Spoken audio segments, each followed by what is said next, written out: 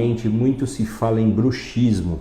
Bruxismo geralmente é um ranger dos dentes, onde a gente acaba escorregando a estrutura da mandíbula perante a estrutura da maxila.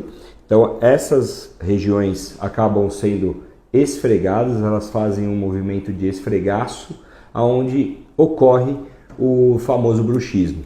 Mas o mais importante é a gente focar nessa situação, que é o briquismo, é o apertamento dental.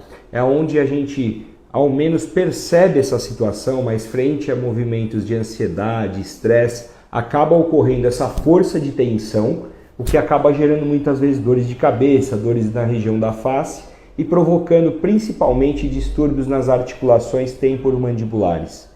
Isso é muito importante de você saber.